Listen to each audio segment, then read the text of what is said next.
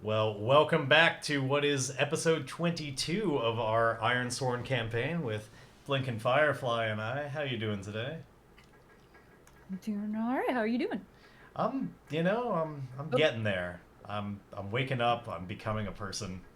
I am still a little sunburned from yesterday, so like little tender in spots, but you oh know. yeah, that's right. But I think I can manage. I don't think that'll be enough to stand in the way of an Ironsworn stream today. Any you consider yourself ready to go? I would say so. I Yeah, have it's my handy dandy falling apart notebook. nice. And we've got like today's an important one. Like finally, after God, probably like 10 sessions or so of just like we can finally do this if we really put our minds to it. After like 10 sessions of that, we have finally earned the right. You've got all the pieces to do this ritual. We can finally bring Flint back from beyond this mortal coil. I'm excited to see exactly what that looks like. Me We got a too. we got an important ritual to do, and like I can finally play a full on character again. It'll be nice. I have not Which actually. means, What does that mean? which means we got to figure out what Naya looks like. We do. We'll have to figure that out more specifically and figure out like what kind of stats she's got, or if we'll just um, take the easy route and She? just use or they yeah, or just go the easy route and like use whatever Flint had before. But we'll have to figure that out in the session. But the I was time isn't making that on. mistake too, but I was calling Naya he. I was Uh, like, oh crap. I mean, sorry. yeah, yeah. But yeah, we're gonna have to figure out a little bit about Naya. But first, we have the ritual needs to go right before we even worry about that. I suppose there's still that one more thing potentially standing in the way here. It still has to be done, and hopefully done correctly. Um, but I believe I'm correct in assuming that that's going to be what we start off with first today. Is finally bringing Flint back. I think you're right. I think this needs to happen. Yeah. So my first question for you then: are you planning on? Do you think we're going to do this in? Was it Pine Shadow? Are you doing it there, or are you going to like find a secluded place? Like, is this something you want to do privately, or just like with everybody around? I want to do it privately. I want to find a nice, secluded, maybe Okay, clearing in a woods nearby. gotcha. So like, Preferably not an enchanted woods. yeah. So you've left these. You'll leave this community behind then, and just kind of head back Yeah. into the snows that are at least no longer tumbling down in sheets. But but it's still we start off with it being rather slow going, still traveling through this thick, thick, deep snow. Um, we have that So Im- thick. thick. We have that image again of Naya traveling more lightly upon the snow, not having as much trouble with it. But I guess Mm. you'd probably reconvene with where you had left Thornberry. Because if I remember correctly, we talked about how you'd left Thornberry behind just because it was just going to be impossible to traverse these snows. Or am I misremembering that? I I don't remember talking about leaving him behind when we leave the city or the town. That's definitely not a city. Um, Yeah, no, I meant like I thought I remembered like he didn't even come all the way to the city just because it was too deep of snow to traverse. But I could be misremembering that. oh, yeah, I don't remember that. I thought he came with Like us. I know he didn't really come up in town, so like either way kind of works at this point. Like no matter what, you're gonna get him back. I just can't remember if he came all the way to town or if we're picking him back up along the way. But I think, yeah, I think we did all three of us make it in. Well, all four okay, of us technically make it into town. It just was a really arduous task. yeah. Well then you continue on the way. Like it's slow going getting back out, but eventually you're kind of getting the snow is getting shallower and shallower, and I imagine like the townsfolk is already starting with the like now as soon as your ritual was complete and like you had gotten the snow to stop falling, like right away they've got thank you. Right away they have people just getting on with the like okay, we can't count on this lasting very long, so like they're out there with like their shovels and stuff like trying to clear out the fields um Mhm. so that they can start um they can start planting again, Growing some- doing as much as they can in the time that they have, maybe and some potatoes. yeah, just having a larger area and just clearing the area. Like they obviously get the town itself, but also probably the fields and the road as well, because we talked about how they rely so much on outsiders coming in, and if the road isn't cleared, then that's a problem. But I don't imagine they're clearing as fast as you're going through it, so quickly they become just like behind you. But maybe next time they'll actually be. Oh, thanks, Ona. Well, why don't we move over to the full-on actual sheets now? I guess I forgot to mention it this stream. I always do. This is a game called Ironsworn. It is freely available at ironswornrpg.com. What's especially cool about this game is not only is it a lot of fun, but you can get it for free, and it allows you to play games that you've not prepped at all. It is Ironsworn, available at ironswornrpg.com. So yeah, you don't have to do any prep. You don't have to have a GM. Everything that we're doing today, we're just doing on the fly. We know where we left off last time, and we're going to move forward, and you're going to see how that works. But none of this has been pre-planned. Yes, like D&D in that it is that style of, like, it is a tabletop game, but it'll play very differently. There's a lot of, like, the minutia of how it works is very different. But from that kind of, like, broad view, yes, like D&D. So yeah, let's get you a clearing. I'm not especially interested in that part failing. I feel like we can easily have, like, you find something. Let's just find out a little bit about, like, what is this place that you find? Because, like, I think you can find something. I'm not interested in there being, like, troubles along the way. Like, I want to get to the meat of this. Let's get to the ritual. Yeah, I agree. So, let's It's just... been a long time coming. Yeah, let's just roll some oracles here to get some ideas about, like, what kind of place you find. So, one of the things that we do... Oh, and by the way, as is usual, we always love taking suggestions from chat. We don't always necessarily use all of them, but it never hurts if you have ideas when we, like, raise questions to each other, or specifically to you. Throw out whatever ideas you got. Sometimes we'll be directly calling for what you think about something, but even if we don't, feel free to shout out. All right, so one of the oracles that we can roll on, we can do our location descriptor to get an idea of, like, maybe just something that goes along with, like, I know you were trying to find kind of like just a little piece of forest, and A pizza forest? yes, a pizza forest. That's what you find. Okay, so That's what I heard. a piece of forest. Okay. But hey, if a Forest. pizza forest Oh is my where God. that's where I want to retire, where pizzas bloom. Where pizzas bloom. Yeah, Everything's pizza. yeah, it's the best place. It doesn't sound like it fits in the world of Ironsworn all that well, but who knows? Maybe if the world gets fucked up enough, we can have pizza forests. It's in one of those alternate dimensions. Just that'll be your new vow. That'll be your new epic vow. Is I want to invent the pizza forest. And just over the course of the campaign, we'll get closer and closer to making this thing happen. Bring me my sword. I must swear this vow.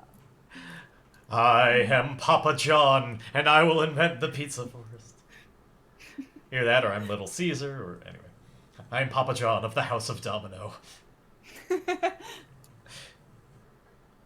Anyhow. Yep, that's me. I'm Gray. Oh, and then I'm just imagining this whole campaign in my head now, where it's like it starts off where they're all together, but then, like, the House of Domino has this rivalry, and they split off, and that's how Papa John's and Domino's becomes their own rival, like, bands in the Pizza Forest. But they were initially all family, and God, yeah, I can see the whole thing right now. This whole interesting pizza-based campaign. This stream, surprisingly, not sponsored. Anyway, to get back to the point of it, the piece of forest, what I rolled up, as you can see down below, we got diverse. So I imagine, like, whatever you got has, like, I think it's talking about, like, in the plant life. It probably is another place that, like, I know you said you wanted something ideally not especially enchanted, but considering how close we are to that, like, enchanted wood, it may it may have like a little piece of that there. Like it seems like life is it's really blooming here. Um, it's almost got that kind of like rainforesty sort of vibe. Um, Ooh.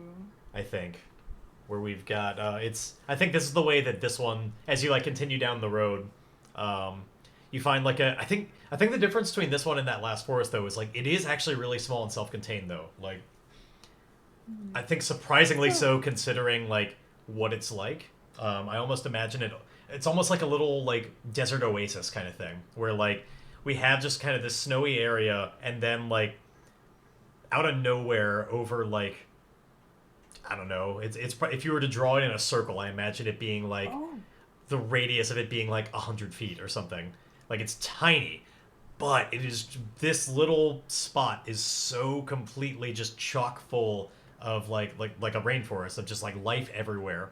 But it's so tiny maybe and it's like contained. one of those micro environments where it or micro ecosystems. Maybe it has like some underground Yeah, aquifer that's really heated and it heats it's just like this very specific forest. spot. Yeah, yeah, I like that. That'd be cool. So like it's really tiny, Very, but it just blooms up and it's pretty tall. Not as tall as that other forest. I think these trees are a little bit more like regularly, like they're tall and there's like like, vines and life ooh, everywhere. this. But it's not the like wow those I have to crane my neck up. They just go for hundreds and hundreds of feet that we had in that other forest. Um, Actually, wow, wasn't expecting this level of humidity and yeah, like you walk in. heat. I think that's the thing. Yeah, like you step beyond this barrier and it feels hot and humid despite what you've had otherwise. It just like radiates up from the ground and Remove some armor like away from my armor. everything here feels just that little bit more saturated, both in humidity and in like if we were looking through a camera. It's like a little oversaturated and like very soft, bloomy kind of lighting. Um, it's just like you can just watch the like light streaks coming down. Um, like an oven, perhaps. Yeah, exactly. It's hot and humid. Well, most ovens are a dry heat unless you put some water in there to help form a better crust. But this one has clearly had that happen. We've got Really, water. like an oven? We've put in water vapor to form a nice crust. But yeah, I would say if anything, this spot more than a lot of them feels pretty enchanted and quite the place to try and pull off a magic ritual. And as we've discussed before, I think more and more places are going to be just kind of weird and clearly just like touched by something unnatural as we get closer and closer to these obelisks. And for now, it's not especially harmful, but over time, there are probably going to be more bad reactions. Yeah. But yeah, we have a spot here, and like, why don't we? I think it would be cool. I like the idea that it's almost like set up for you, and like, there's in the Like someone knew that I was coming. like in the center, there's like this slab of a of like just this wide kind of flat circular rock that seems like unnaturally smooth and polished. Like in nature, you would never find something this just like smooth, but there's no marks that it was worked by anybody. It just like it just is. And then yeah, we got just like a circle of flowers They're all like, around. convenient. Yeah, why not? You just sometimes we make you work for it, but today I just want to I feel like you've spent 10, 12 sessions working on this and this should be the Well, one I the spot do, should be the yeah. one thing that just kind of comes for you. I do like the idea that it's almost like this forest was waiting for me Yeah. to do that. Actually, why don't we make that part of it? Like, since this is all weird and touched by magic, like, what if this is a type of thing where it's like, it's not that this is a forest so much as this is a spot that is showing you exactly what you want to see. Interesting. Like, this might And look maybe it completely has, different to somebody else, but for you, this is yeah. exactly what you're looking for. I wonder. Oh, that's interesting too. Yeah. So, like, Like an oasis yeah, is like exactly. an illusion, but optical illusion. But but I think it is real for you. And what'll be interesting is, I think we should find out. Let's ask an oracle because obviously you're here with Naya. I want to know: does it look the same to Naya, or is Naya experiencing something completely different?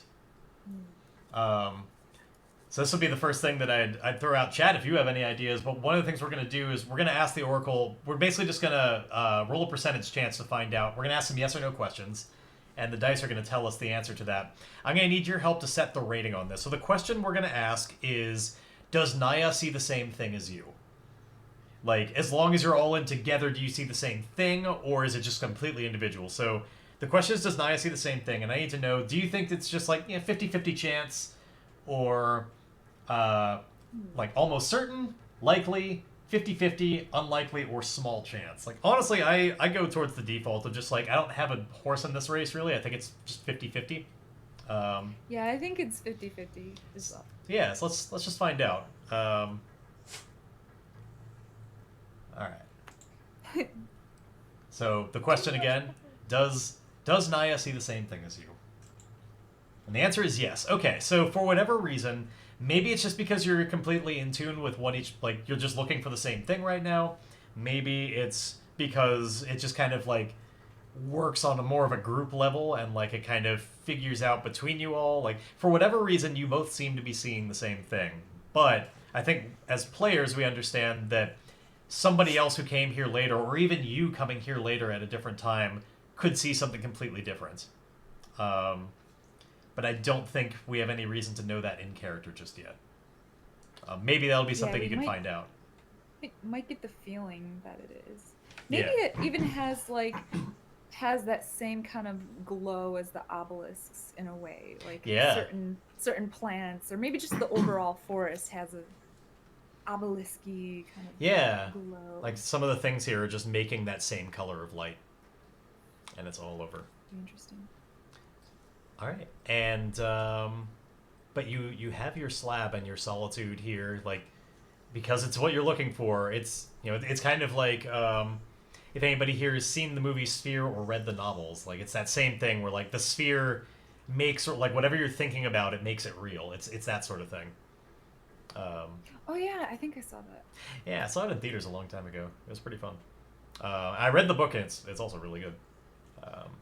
Or I should say the book is really good. It's been too long since I've seen the movie to say that the book it's also really good, because my understanding is the movie's not great, but I liked it when I was growing up. Was that the movie with George Clooney and they're in outer space? No.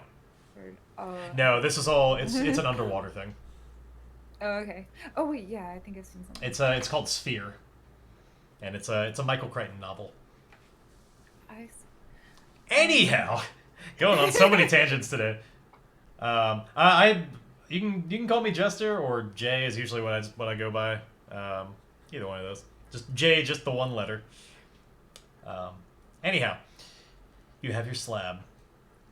Why don't we do a ritual here? I just walk over quickly as soon as I see it, and I rub my hands over it like, yes. I think your hands get that same glow to them as soon as you rub over them. Oh. They're just like, whoa. It's like they come on and they have a little tingle to them. And then I just turn to Naya and I'm like... And Naya's just like... feeling good about this. But Naya gets that sense like we found our spot, and just goes... like centers themselves for a moment. Just goes... What do you need me to do? I take out my spell book. Start... I have it marked, so I go straight to the page. Yeah. And I'm like, okay, so we have the gold. I imagine you also have some amount of just, like, notes that you have written that are just, like, stuffed into the binding that kind of, like, piece together things from different areas of the book so it's like it's all in one place. Yeah. I have all kinds of things. I have, like, leaves and stuff. Yeah. Kind of marking different things. Yeah, like, has this journal kind of become almost, like... your own as well? Like, there have been things that you've been adding that weren't even in there before, just your own notes, like, this is an impression of a leaf. Probably. And, like, this is, like, these are my own observations about my hands, and, like, where you've just kind of, like, there was, like, space in the back, and it's just, like, been passed down, and now it's your book. There's, like, a bunch of pages that are just blank. Yeah. Or notes and stuff like that. Like and Muko never even close Muko, to filled it in. Yeah, there's some notes from him as well. Actually, I kind of like the idea that, like, when you picked it up, it probably seemed like he filled in from page to page, but, like, it's that thing, like, no matter how filled in it is, every time you turn a new page, there's a blank one behind it. There's just, like, it seems to just, like, always be more room to add stuff to it. Like... But when you close it, it's always the same. Yeah, like, it looks the same, like, but, like, there's just always... Like, one, it's, like, really cool. And that probably wasn't the case at first, but, like, as you spent more time studying it and, like, attuning to this thing, it became yours and just unlocked this new thing where you could just always add more, there was always more room to add your observations. Yeah, I like that. Yeah. Okay, so we have the gold, and we'll just say, I don't know, it's like maybe a small gold medallion. Yeah. From I'm not sure. I guess we skipped over that part, but yeah, the town.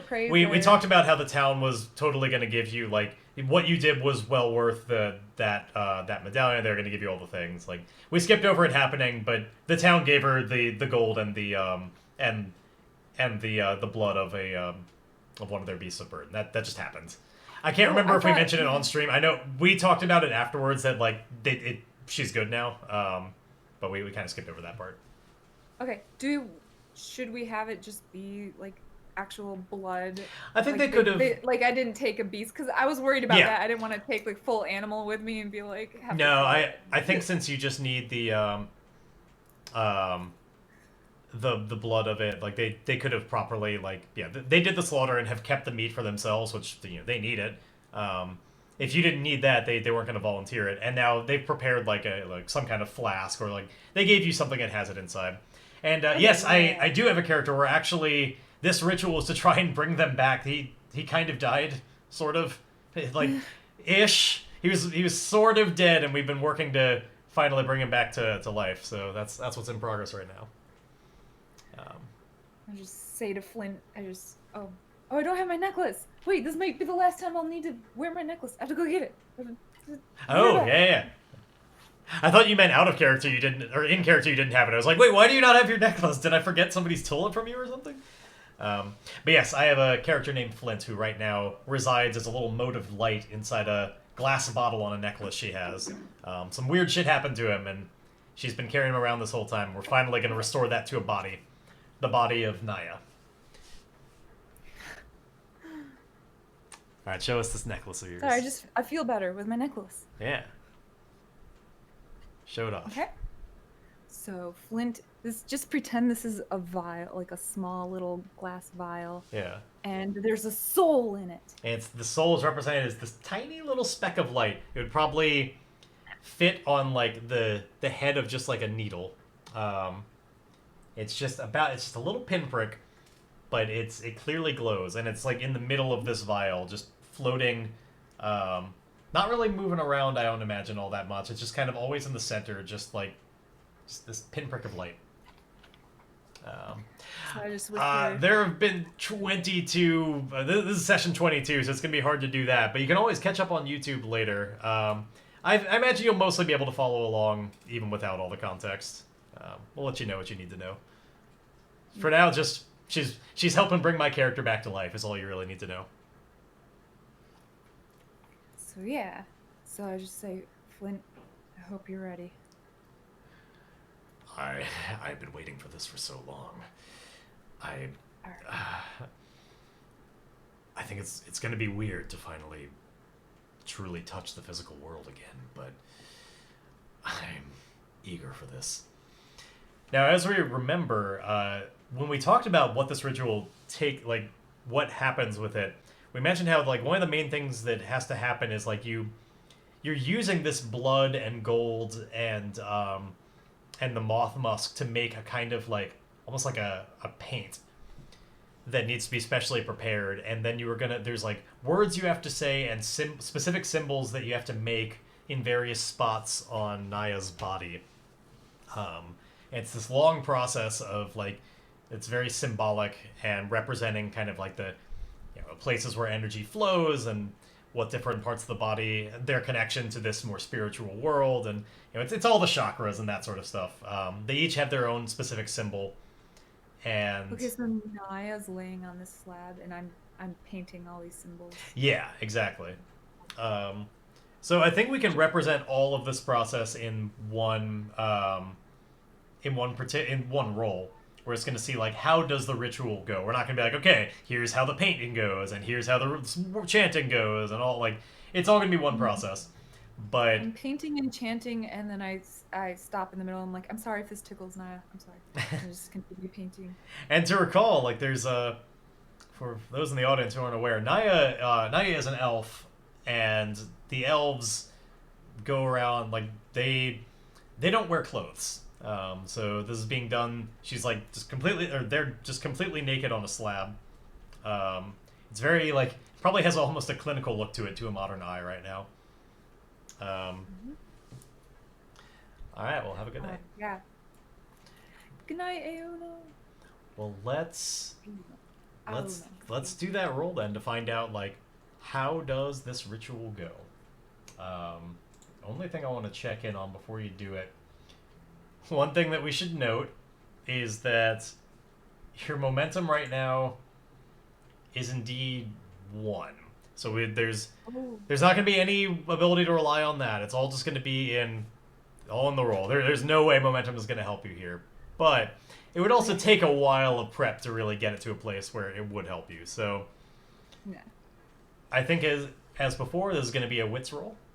And we are going to... It's just like face danger with wits, I guess, as kind of our catch-all move to see, like, how well do you mentally, like, do all of this process to do it all right. Like, it's very intricate and it's a lot to keep track of, and there's probably some timing to it, and it's a lot. It's a major, major ritual.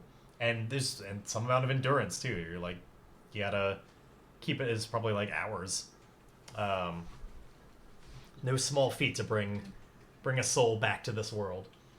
But in the end, we have this one wits roll, and let us see what happens with it. Part of me hopes that something goes a little bit wrong, just so we get to roll on the ritual backlash table to see, like... I think no matter what, Flint is coming back. It's just all, like, how many consequences are there in addition to that? Yeah. Let's see. Okay. Oh, man, you tried so hard. You got a full on 9, like, just rolled the maximum you could, but one challenge die decided to be a jerk and roll a 10 for you. So we have a weak hit. So on face danger, weak hit, I believe, means that there's going to be a, like, one of your tracks is going to go down.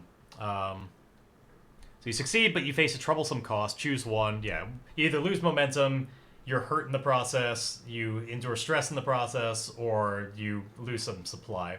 And so it's not too bad. I don't think it's bad enough that we need to roll on the ritual mishap table. I think if you had gotten a miss, then totally. But I think it makes sense to lose supply because I probably... Oh yeah, you had to use some of your own stuff as well. That makes sense.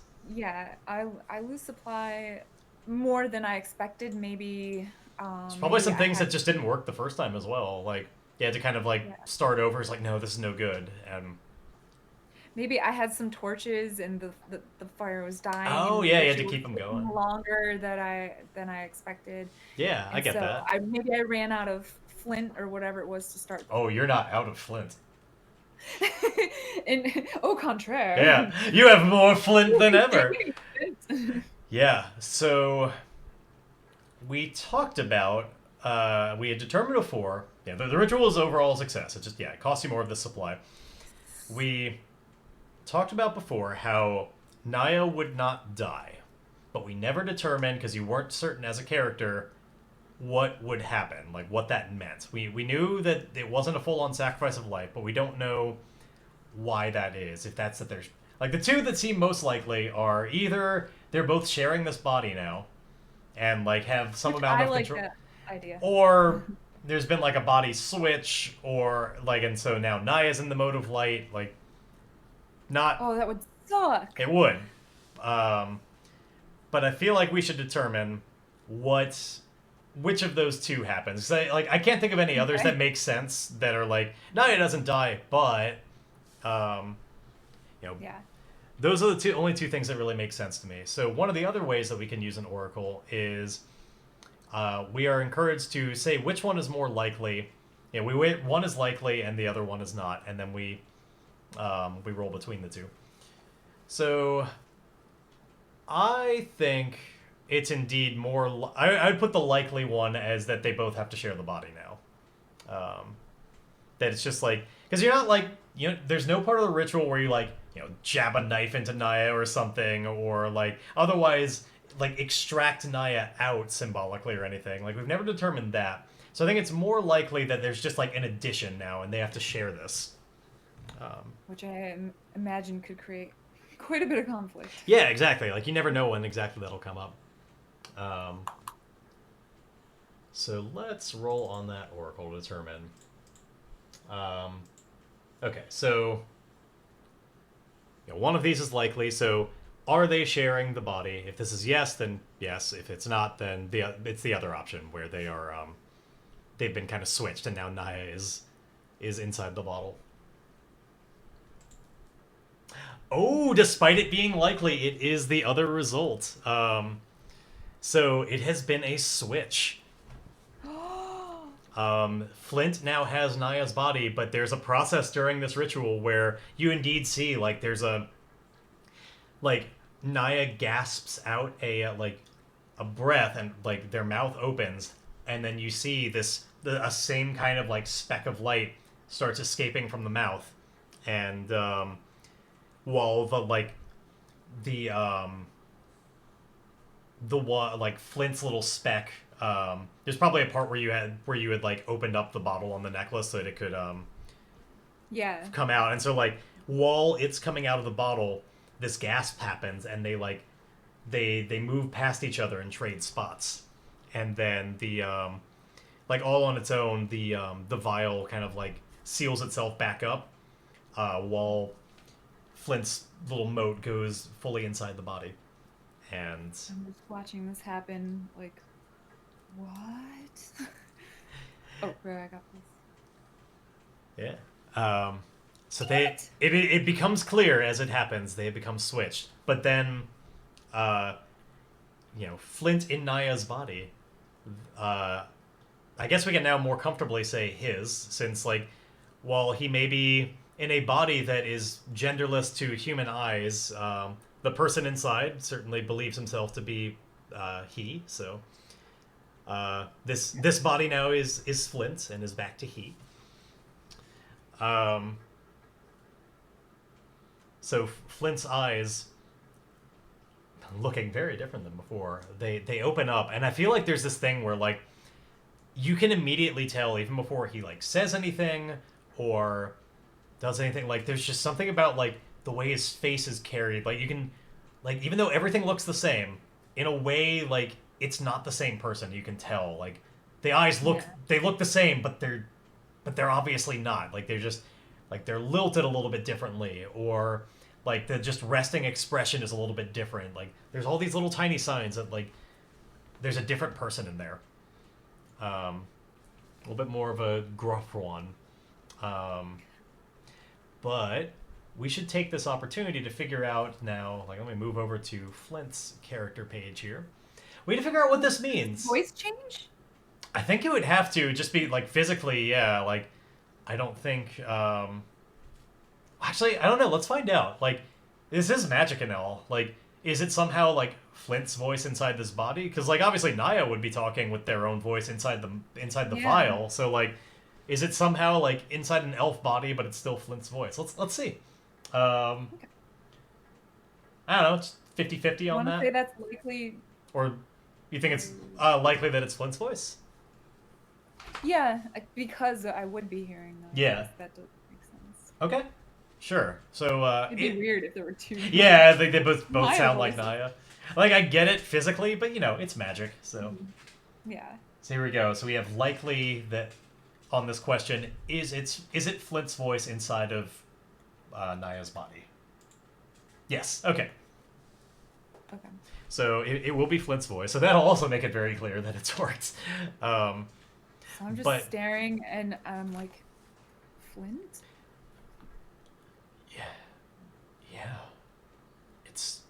Trust me. Now we should take this...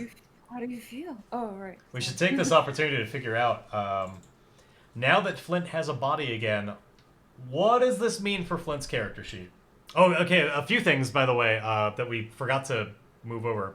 I have not been properly giving you the, like, tracking the experience on the, like, getting Flint's body back. Like, the last couple of things that we did on that we forgot to do. We talked about how there would be, like, each component was going to be another point of progress along the way, and I haven't marked them for any of them. Like, you got Naya's body, you got the blood, and you got the gold. That's 3 more, and you finally completed the ritual. So we need to mark 4 progress on here and finish this vow for 1. Okay. 4 progress. Yeah, so we're gonna finish out that vow and get you some experience for both of us. It'll be Flint's actual first experience. He hasn't gotten any. But then, other than the vows, because those aren't going to change, we need to figure out, like, physically, like, is Flint the same person, asset, like, by the numbers, or do we need to change that to reflect Naya's body? And then, by the assets, I don't think would change. I still certainly want him to be sighted. I think that's very core to who he is as a character. And I think that belonged to more than just his body. And he's probably still a brawler just because that's how he knows how to fight. The Raven, once we find him again, like, when he comes back, the Raven would still exist. So, like, I don't think the assets are going to change, but these numbers, like, these are the numbers of Flint's body. Are they the same for, like, should we remake them? Or is it there's just something beyond it?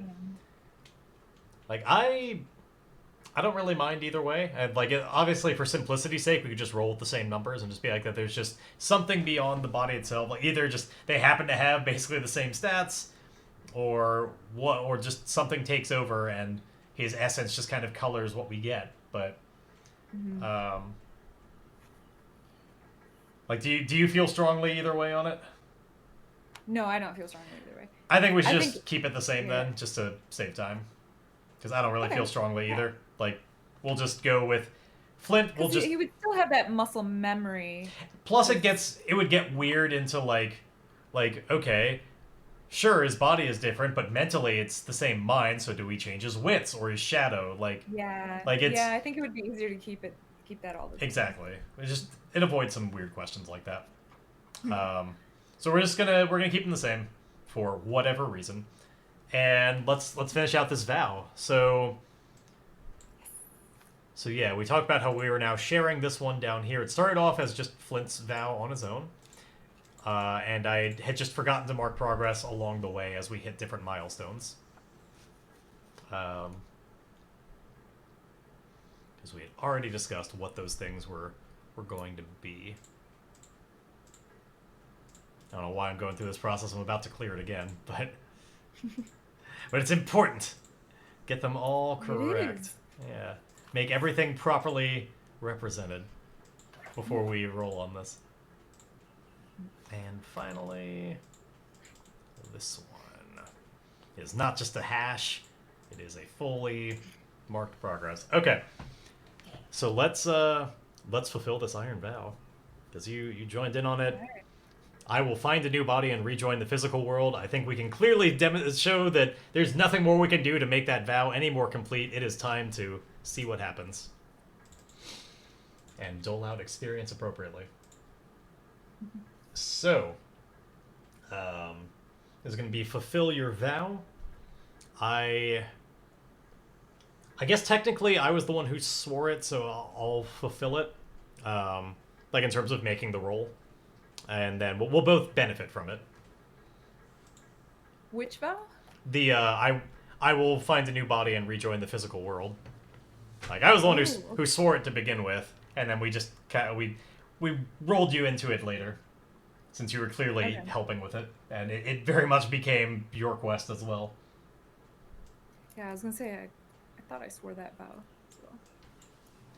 We I don't know if we ever made you re-swear it, but we certainly just cataloged it as the same, just like moving it on that same progress. Okay. Yeah. All right, so let's see. I guess it doesn't even matter who's rolling it because we're not rolling a stat or anything. We're just comparing, and we'll see. Strong hit. There we go. Not even close. We could have... The challenge dice were 3 and 2. In theory, you could have gotten a strong hit, like, so long ago. It could have just been like, and we're done. But I'm glad we went through this whole process. It's, as I said, we've spent, like, over 10 sessions doing this, and, like, I feel like it's really been worth it to, like, really give this the weight it deserves to, like, bring somebody back from the dead. So, on a strong hit, you are emboldened is... Oh, wait, that's swear an iron vow. Fulfill a vow. Your quest is complete. Mark experience. So we're each going to get 3 experience because this was a formidable vow. Took a long time to fill out. Okay. Let's get rid of all of this. I finally have experience, and I have enough that I could buy a new asset. You could too. Yay. Let me get rid of that. That is no longer there. Okay. So with kind of our bookwork out of the way, we can get back into character, but yeah, it's me. And like, I think as soon as he comes awake, he's got a hand that's clenched into a fist when he wakes up. And I want to roll an oracle on this because he's gonna open up that hand, and I need to know if there's something in it or not. There's a thing that he had with him in that, like, followed him into the spirit world from the physical world. And I need to know if it came. I need to know if it came back the other way. There's actually a couple of things. One of them I'm just. I think considering we're in a place where, like, it kind of shows you what you want to see, I'd put the odds as more likely on that. But would it disappear once we left? That's the thing. I think either way it's going to be there, but then we're going to roll the oracle now to see, like, is it real or will it only exist here? So I want to see, because those of you who remember from a long time ago, and this was one of the sessions where you weren't here. Okay. But a long time ago, the very way that Flint died was that he had found in this kind of underground mine, he'd found this treasure of a key that, like, kind of pulls you and, like, makes you want it in the way that, like, the One Ring kind of drives you mad in wanting it. But it was a key that was, like, jeweled and really ornate, and we had determined that magically it was a thing that it was a key that would unlock any lock, but anytime there would always be something unfortunate on the other side. Like, and nothing good? I mean, not necessarily there'd be nothing good, but you would always find something bad on the other side. Like, misfortune would happen, but the lock would be unlocked. And so I want to know, is that key in his hand? And again, specifically, is that key, like, it'll be in his hand, but is it real, and will it follow us through to the other side? So we're going to ask that oracle. Where's the thing? There we go. What the heck? Hold on. I've got my little Roll20 sheet is being weird and not updating something. Give me a moment. Oh, there we go. There. It was... I don't know why it was being strange, but it was. So we are going to ask the oracle a 50-50 on this. Did the key come back with him? Because we already know it was able to travel beyond the veil once. But that was in a weird kind of dream world place. And we're not coming out in that place, so maybe not. So let's see. No. Okay. So the key... he opens his hand up and there is a key there, but we know that as soon as y'all leave the forest, or this spot that just shows you what you want to see, it's not going to be there anymore. But you see in his hand this this brass key that looks really old, and it's got just this inset jade in the kind of like the whatever it's called. There's a part of the key that's like the circle on top of the key at the end, like the handle of the key has got like an inset cut jade. And I just say to him, what is that? This, it's, and he like clutches it towards them a little bit more. It's something very special that I found when we were in the mine. I found it tucked away, and it's also the cause of my death. Oh, sounds cursed. Yeah, he had told you at one point about he told the story of how he died and how this was the thing that he'd coveted so much that he tried everything to, even what there were these mutants there that like claimed it as their own, and he like lied to them and tried to get away with how he didn't have the key and tried to trick them and like tried so desperately to escape keeping the key that it was his downfall and why he got just like savagely mauled to death.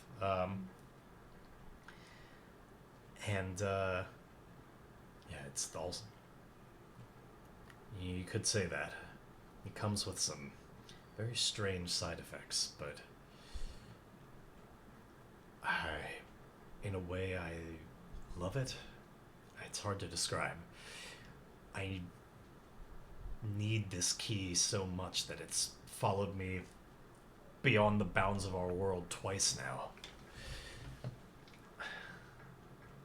I know I'm supposed to have it. And then, we get to have our dramatic irony of knowing that it's all just going to fizzle. But, he's not going to be happy when he yeah. step across that boundary. But then there's this other moment where he's looking around and trying to find. There's another thing that he had held on to very tightly when you found him in that other world and like captured him into a mode of light. He also had a lantern that was on him that was very important. But I think if the key didn't make it back, I don't think the lantern made it back either. But again, for now, I think it would look like it's here. So he's like looking around and like on the next to the slab, it definitely was not there when you started this off, but right next to the slab is this this lantern, like a bullseye lantern. So it's got kind of like a little flap that you can take off or not to like display just kind of like a beam of light, or you could like hood it over quickly enough to keep it concealed. It's made of iron, and if you look inside of it, inside the kind of like oh no, I guess you can't see it because otherwise it's fully covered over and it just has this little porthole, but it's got like kind of a ring on top, and when he sees it, Flint immediately like tears start coming down his eyes.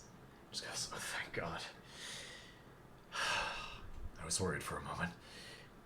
This lantern, and he like picks it up with his other hand. I have reason to believe my son is in here. Really? When I was on the other side, one of the great horrors that was there, one of the great horrors was this sweeping sentry that floated. It was a cloak that moved around and held out with a spectral hand this lantern in front of them. And they'd shine it on people to try and capture them inside. The light that it brings out is a dangerous light held with other spirits. Those who have been captured reach out to pull somebody else inside because the only way they can escape is to replace themselves with somebody else. I looked inside this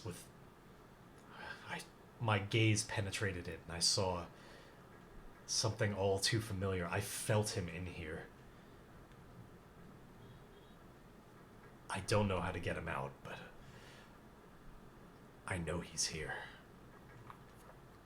I'm just so happy it came with me.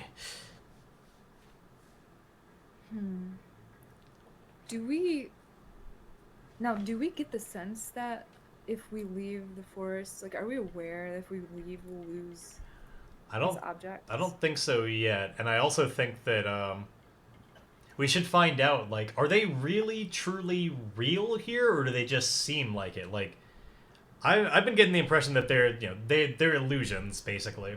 Um, like whatever he's seeing doesn't hold them anyway. But I think that's an interesting question to ask the Oracle. Like maybe they actually are real here. They can just only exist here. But like it gets. I think that's unlikely. But maybe. Um, so Yeah. why don't we find out? Okay. So yeah, the question for the Oracle is: are these objects, for as long as we see them in this place, are they actually real for all intents and purposes? Rating it as unlikely. Yes, despite it being unlikely, that's 2 times that we've actually gone against the grain on something being likely or not. So despite the odds, so they're real in that realm. while we're here and they exist, like if we see them here, they are real. So that is very interesting. Okay, so how do we discover this? that's the thing. I don't know. That's a good question. I don't know. I don't know if we would or not with that, unless we just leave. Yeah. Another thing to ask would be, do these objects come back if they disappear? Right. But so then we go back. That's the thing. I personally think it would depend a lot on it's kind of like the mirror in Harry Potter. Like it's like showing you your heart's like it's not the exact same thing, but like where like it shows you your heart's desire, but like I think it is a more like momentary thing. Like it's whatever is most compelling you at that time. So I think it could, but not necessarily. It would just depend on like what your soul is searching for at that moment. So like if that's the top priority, then maybe it will. But I don't think you could count on it necessarily being that way every time. At the very least, that's been my leaning as we've been kind of talking about it. I just feel like if that were the case, then his son would appear from it, and like all the things that we desire would start happening. It's true. In that forest, so I think it's very specific. Fickle and like. Maybe it just gives you what you need. Or yeah. Not necessarily what we think we need, but what maybe that's you need in this moment in time. Maybe that's a better way to put it. Yeah, like it gives you what you need. Only within this domain, and it's a small place, and yeah, it's kind of judgmental on that. Like it's not going to give you everything, but it'll give you just kind of like what it sees as exactly what you need and nothing more. So all right. So if that's still what he needs, then another time they come back, sure, maybe, but not necessarily. Boy, this is a spot to mark on the map, though. Maybe he needed to see that lantern to feel a sense of comfort in the moment. Yeah. And maybe to still give him that hope.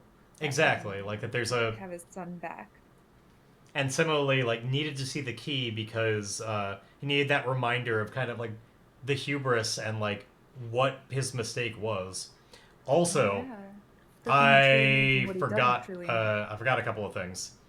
One, when we talked about when Flint came back, first off, we talked about how Death was actually going to be holding on to his voice, so I guess he wasn't able to, has not been able to talk about any of these things. Or we need to come up with a different thing of collateral that Death has. Because we talked about how Flint is going to have to swear a new Iron Vow. We're taking this basically from the Face Death move. There's a way to come back within the rules of the game where you owe a favor to, like, kind of the god of death or whoever's in charge of this whole domain, and you have to do it for him. And when we talked about this, the idea was that Flint had a certain amount of time to do it, and if he doesn't, eventually, like, he's just going to be pulled right back. Like, he's not here permanently right now. He's given, like, provisionally another chance to make things right by Death. So we need to figure out what he owes Death. I think it's got to be. I totally forgot about that. I think it's got to be a little uncomfortable. Like it's his genitals are androgynous. I think there's something that he has to like do in this world, kind of like acting as Death's hands, that is probably going to be a little uncomfortable. And then we need to find out, like, originally we talked about the collateral, kind of like how Death had to hold on to a piece of Flint so that to be able to pull him back if he fails to do this task. Before we talked about that piece of collateral being Flint's voice. Now, obviously, we just had Flint talking a lot, and I don't necessarily want to retcon all of that and take that away. So I think what we should do is figure out like what is something else that Death holds as collateral to still make good on that concept. What might Flint not be able to do until this vow is complete? Now, an easy one would be like taking away being sighted. I don't love that idea. Like, I'd still like him to be able to, like, as I said, it's kind of a core to his character. So, like, I don't... What if he takes your Raven? Well, we don't even have the Raven now, and that's not really him. No, he wasn't, like, following us because he could sense Flint's soul the whole time. So I don't know. Oh, we certainly that's haven't how I seen saw it. Because I thought we got the Raven back. He's probably somewhere around. You got your horse back. I don't remember if we ever specifically got back Scoundrel. So let's see. What is something else they could be holding on to? Because I think Death would like to have a Raven on his shoulder for a little while. I think Death's got plenty of Ravens. He's got no need for Ravens. And I want to just make sure that it's something that actually kind of does specifically kind of hinder the character to some degree. It's like a noticeable absence. We could certainly go with like taking away some amount of like sensation or something. What about memory? Maybe childhood memories just wiped out. Yeah, that could be interesting. I think we can take away. Yeah. Childhood memories. Anything before 15, he just suddenly... What about, like, anything before he became Ironsworn? Like, there's, like, something beyond that point, like, Death couldn't take it away.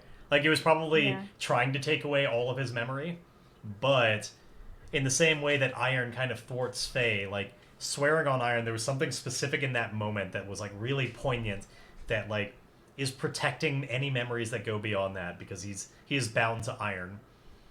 But then he wouldn't know how to fight or anything, so I feel like that's why I feel like childhood memories. I think he's still got like enough experience beyond that. There's like muscle memory and stuff. Like I don't think it goes that far in terms of okay, but yeah, like actual his history, all those milestone moments for a person are just gone. Yeah. I think as a result, I guess anything that still continued after he became Ironsworn, he'd still remember. So he still remembers he has a wife, and still remembers he has a son and all of that. Yeah. But yeah. All the vows and everything. But sure, there's like this void, and certain moments that might come up as a, just things that he just can't really remember. And I think there just might also just be kind of like random lapses sometimes that might come up as kind of in the same way that like your antlers might sometimes come up as like a like not all the time, but sometimes if something goes wrong we can point to them and be like, maybe it has to do with that. Like we might be able to point to the memory loss as like maybe it's a memory loss specific thing. It'll be kind of a tag that we can think of as be like, let's make it related to that because that sounds interesting. So the other part that we need to figure out then is what is this favor that he owes Death in order to get a more permanent home in this body.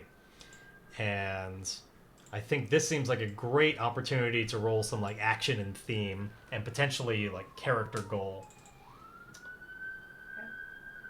They're after me. They're after you? They're after you? I totally don't remember this I do remember promising Death I remember Death being involved. I don't remember what was said. It was towards the end of one of the sessions. One of the complications. We were trying to determine like what all would would have to happen here in order to make it like Flint also kind of paying a bit of a price in this. Yeah. Okay, so I'm gonna roll a couple of things here. We are gonna start off with just character goal to get kind of like a framework of like what type of thing here. Collect a debt. Okay, so I think that I interpret that as like somebody out there is like probably they owe death, like they made a deal with the devil type of thing, but in this case they made a deal with death and it's time to collect. They have, which probably means killing them, like delivering them to death by killing them. Now I want to get an idea of who is this person that Flint needs to deliver to death. Now, as I mentioned, I think this should not be the most comfortable thing, just because, like, if it were somebody that nobody would mind killing, then it wouldn't really be, like, all that big of an ask. But I think Death would use this leverage to make sure that it's something that most people probably would not want to kill on his behalf. So let's see.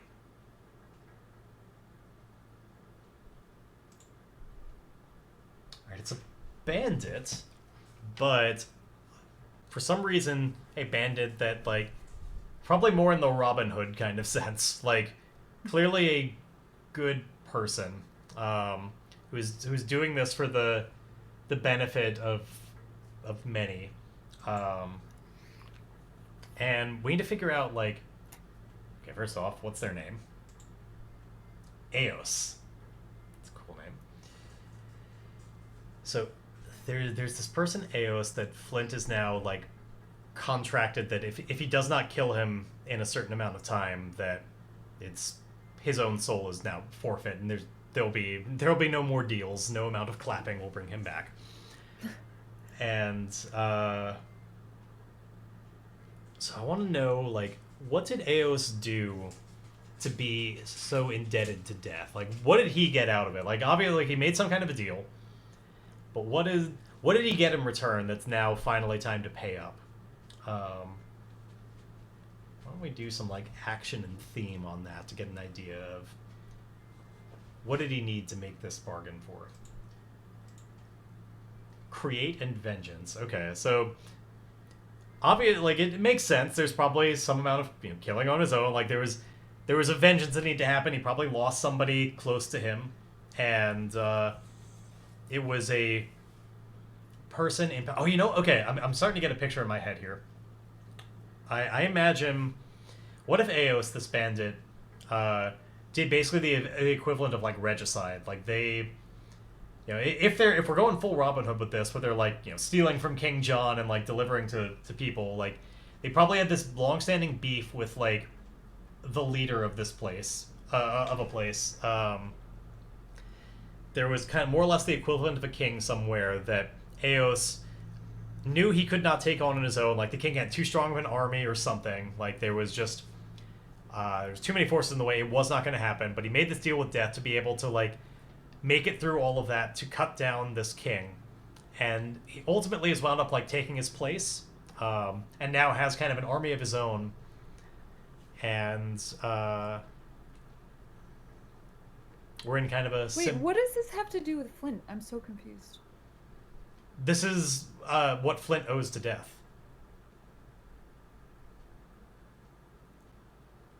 That Flint owes him this soul. Remember, like, Flint needs to collect a debt, and we're figuring out, like, who is indebted to Death that Flint needs to collect on. Okay. So Flint is going to have to reap this soul, basically, on Death's behalf. And... Okay. In order to secure a place in this physical world. He's here provisionally. Okay. So... That makes sense. Let me swear this iron vow to, this thing that I just owe in order to be here. Then we can move on to other stuff. Alright, so swear an iron vow. Where is it?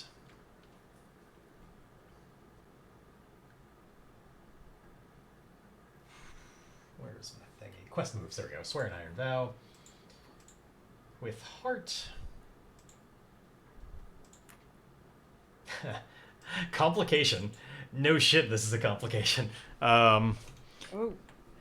So, yeah. So, Swear an Iron Vow, when you miss, you face a significant obstacle before you can begin your quest. Envision what stands in your way and choose one. Either you press on, suffer -2 momentum, and do what you must to overcome this obstacle, or you give up, forsake your vow. Giving up and forsaking the vow seems like it would be a really terrible idea right about now. Since we did all this work to bring me back, and we've discussed how if I don't do it, I'm just going to be gone. Though I suppose that could be an interesting choice if instead it's just like we make it just so much this person that Flint would not be willing to kill that it's just like the complication turns into like, I'm not going to do this vow, but we're on a ticking clock then, because eventually death is going to like the new quest becomes like, I need to get out of this pact with death before he pulls me back. Which I think could be interesting.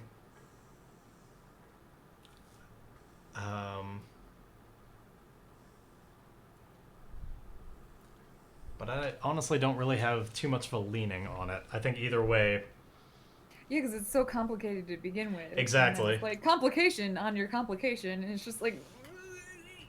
Yeah. So... Well, I mean, either way, there's going to be some kind of big, like, obstacle in the way. Either there's a big obstacle in the way of just doing this to begin with, or we go with the I'm not going to do it. Honestly, I think I'm starting to lean more towards that. I think it would be interesting. And that way I don't have to worry too much about Aos or everything and figuring out all of that.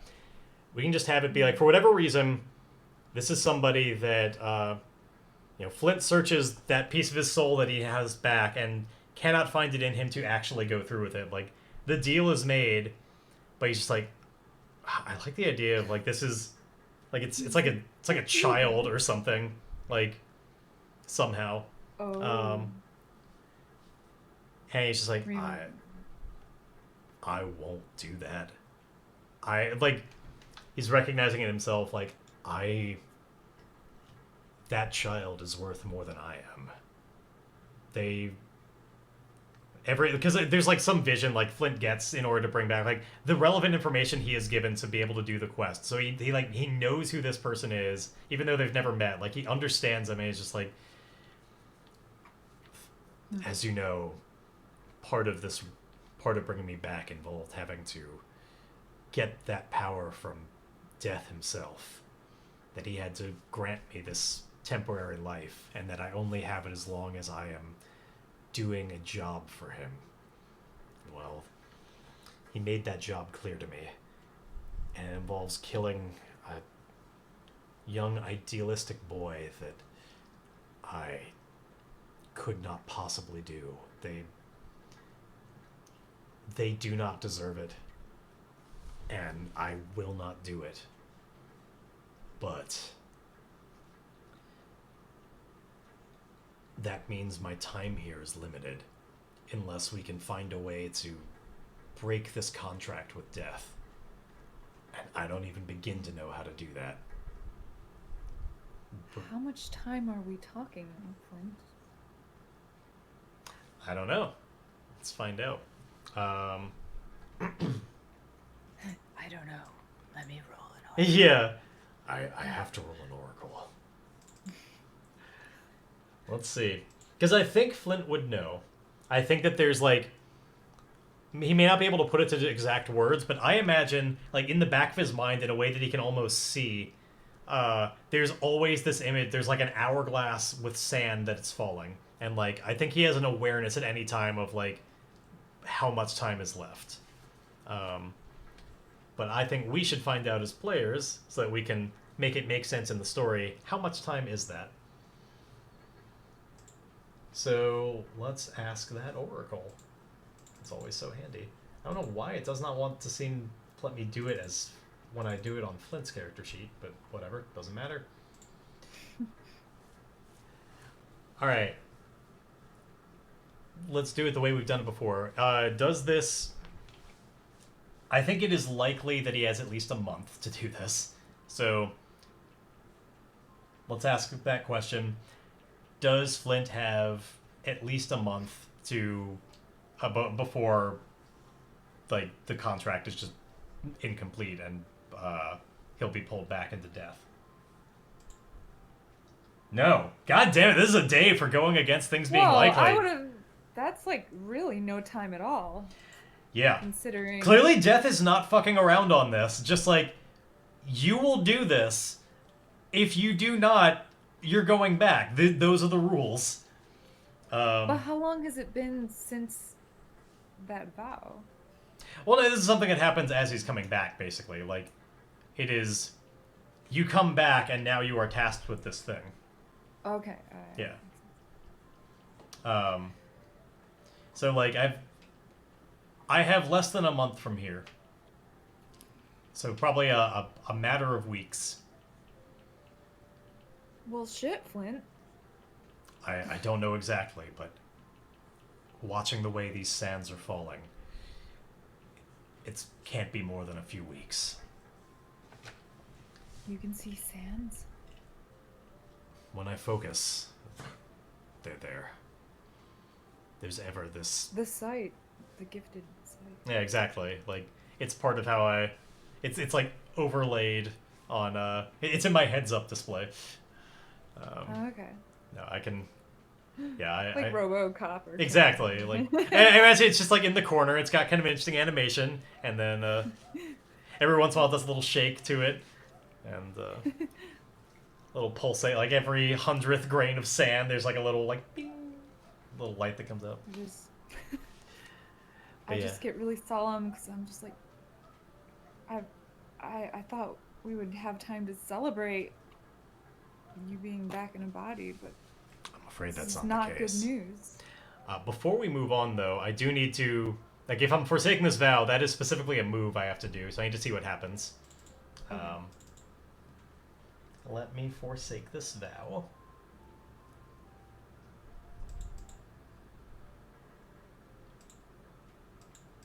So you're forsaking the vow of... Like, the implied... returning the soul that death... Yeah. Wanted you to claim. Exactly. Which was that of a child. Correct. So forsake your vow. When you renounce... I guess there's nothing to roll on this. Just when you renounce your quest, betray your promise, or the goal is lost to you, clear the vow and endure stress.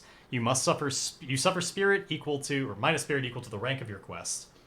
Troublesome is one... we never gave a rank to this. We should figure that out. I imagine this is probably another, like, formidable one. Because it's probably not easy. If the vow was made to a person or community with whom you share a bond, test your bond when you next meet. No, it wasn't. It was just done to death. So... Yes. So I need to endure stress equal to... I take a hit of 3 spirit, which is a shame because I only have 2. Yeah, it is... My soul is, you know, bound up in this vow in so many ways, even beyond, like, the Ironsworn sense. Like, everything was tied up in this, and so, like, there is just this very dispiriting hole that gets formed once I make that decision in my mind that I'm not going to do this. It's like this spiritual burning that happens that will end, but, like, I have to kind of withstand it, and, like, it's fraying my mind. So let us make that adjustment real quick. That's going to be down to 0, and then since there's some spillover, I have to suffer some momentum loss of 1. Bing. And let me roll endure. Let me endure that stress. Okay, what the fuck? Why is Flint's thing not working?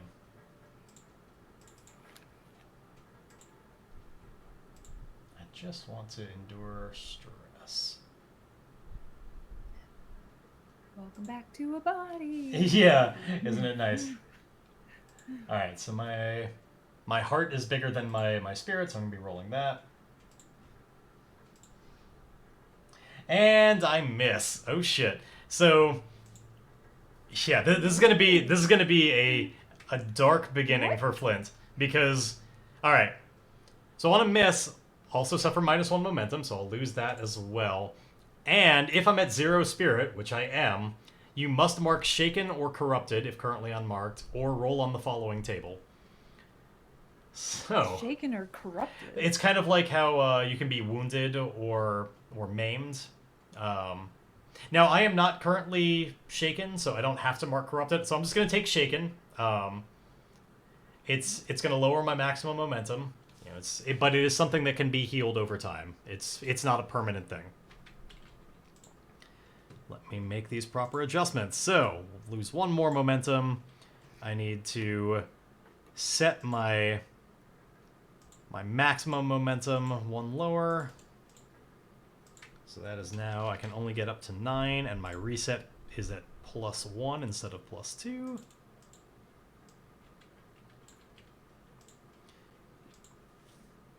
And I will mark shaken to represent that.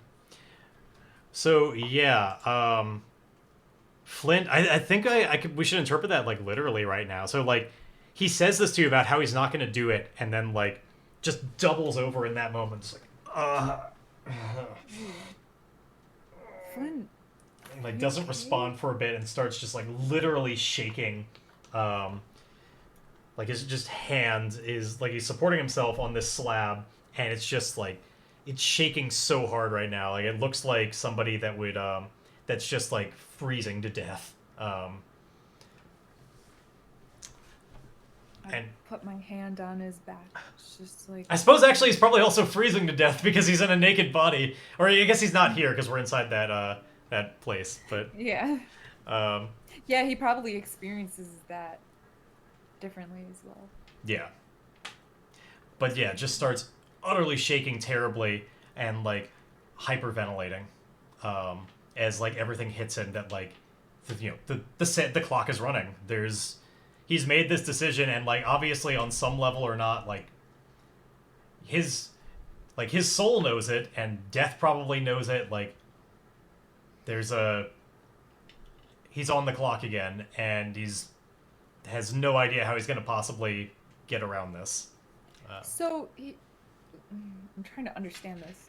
So he has already made up in his mind, even though he still has time to do this. Yeah. He's already made up in his mind that he's not going to do it. So as a result of the complication, one of the options was to forsake the vow, which is what I've gone for. So yeah, like I have forsaken it. Some part of me is so certain that I cannot do it, and I've made up that I will not do it. That it's more or less that I've rejected the offer. Maybe a way to think about it. And so now what would ordinarily be the time that I have to do it is instead just like the time, like in that amount of time death is going to call me back. Like for whatever reason, the way this works, like because of the ritual, like I have at least that long, even if I don't do it, even if I reject the offer and everything, like I've been given that long to walk the world, but because you've like forced that to happen through magic. But without somehow getting out of the somehow like nullifying this contract, that I'm gonna be pulled back. Either nullifying the contract or somehow just like untying this tether that death has to me to be able to pull me back. So yeah, that's the happy place we're all in right now, or well, I'm in anyway. We've got a few weeks. Anyway, we're gonna let you rest a little bit, Flint. Naya. Naya, are you okay? Hello? Are you there? Can you hear me? Now, we talked before about what we had determined about like the people that could or could not hear the mode of light. Previously, it wound up being that only people that had a bond with this person could. Now we never literally forged a bond with Naya. So How do you remember all this? I do not remember that at all. Because, well, we determined it relatively recently when Naya actually could hear Flint, when most people couldn't. But Naya could, and we determined at that time that it was because Naya and Flint do actually have a bond, which is why Naya was worthwhile. Okay, yeah. So since you don't have a bond with Naya, I don't think so. I think there's just silence on the other end. Like, the mode of light is there, but you can't hear them. Maybe he's responding. Maybe he can hear me, but I just can't hear him. And maybe I assume Flint. Well, Flint still has a bond with them. So Flint must hear him.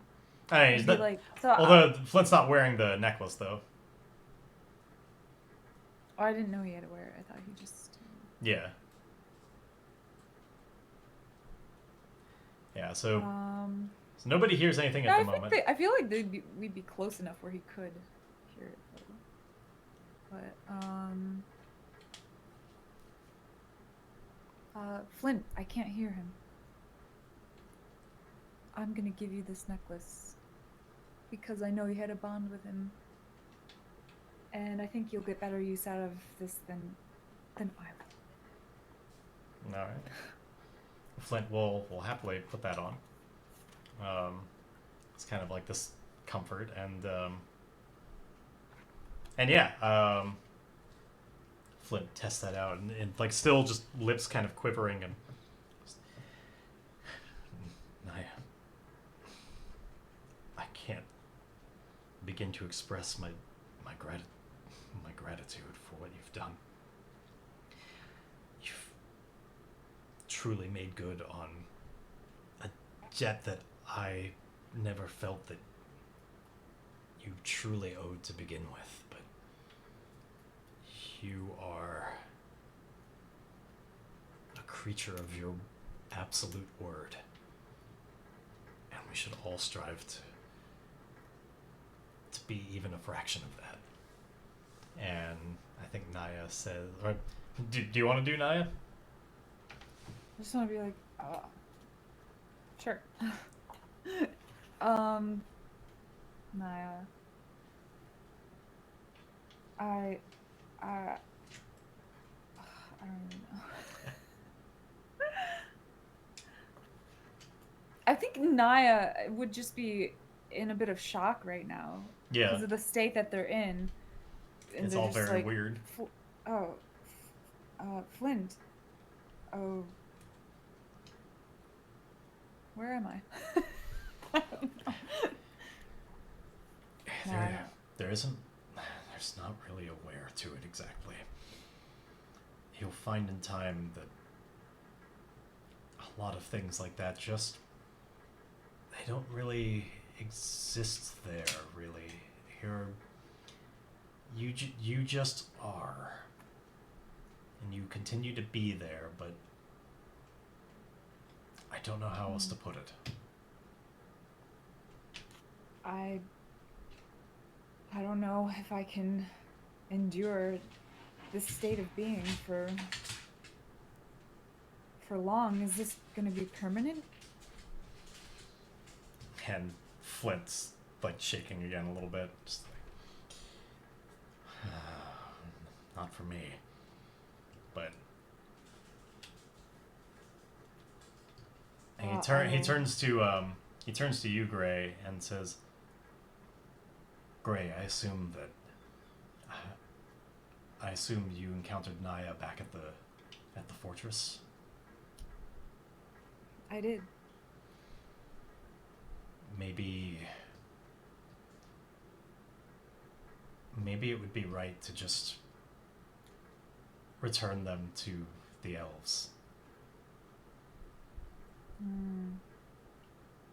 They might have a way of providing an additional comfort to Naya.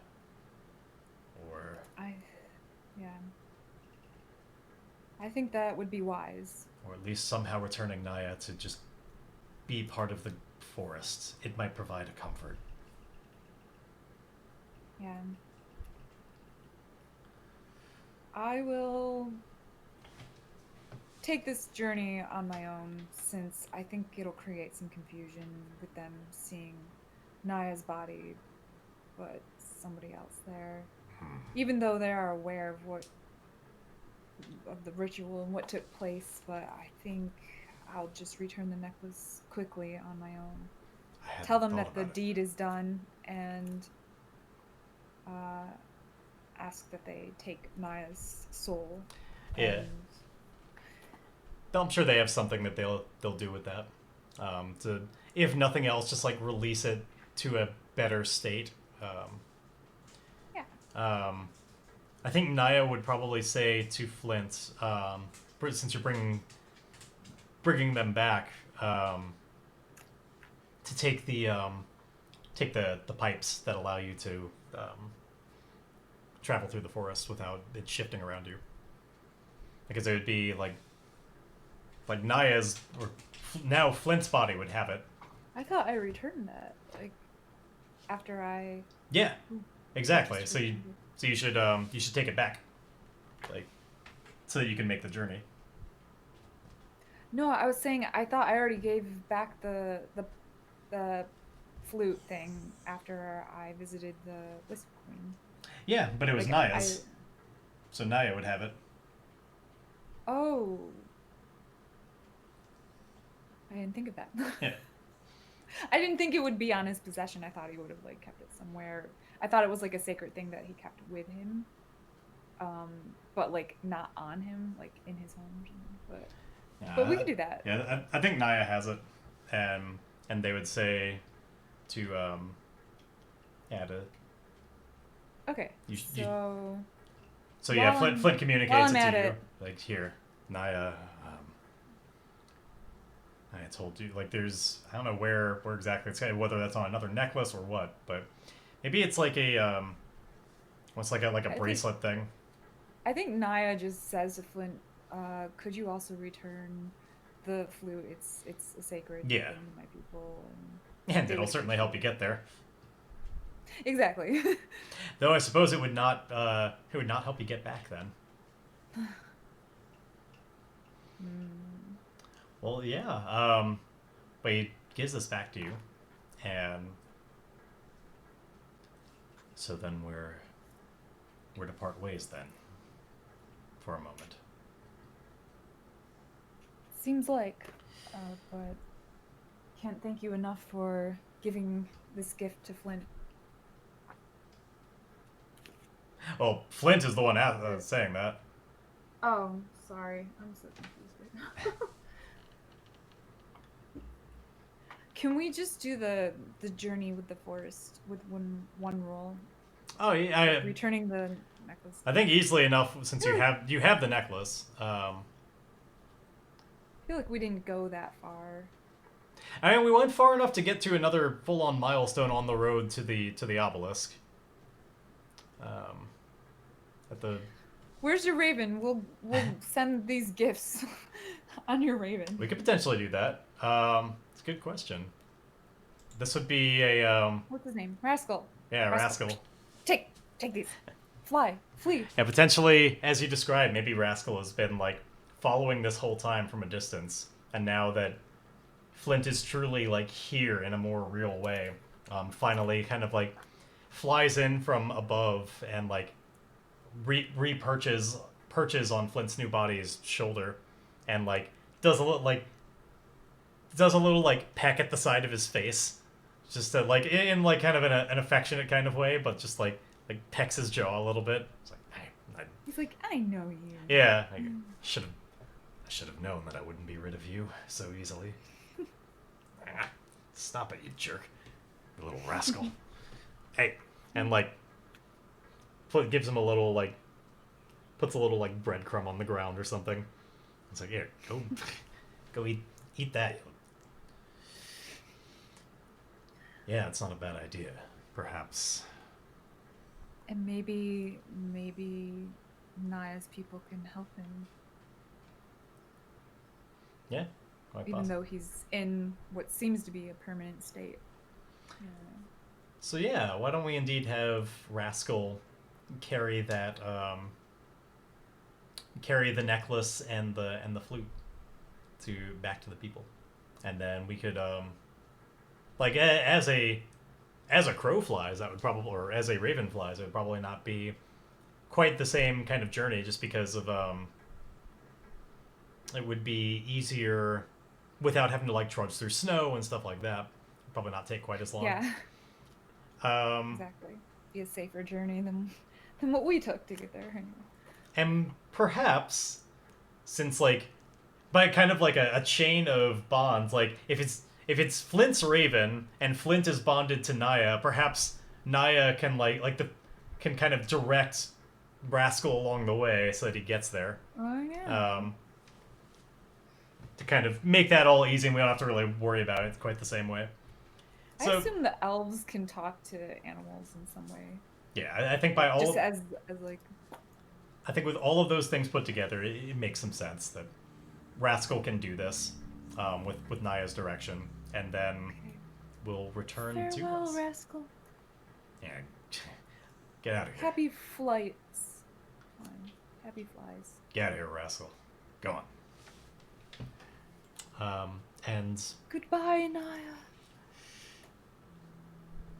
And like Flint probably makes like some kind of sign, like leaning into his fist or something towards Naya, just like some kind of demonstration of respect, as they fly off.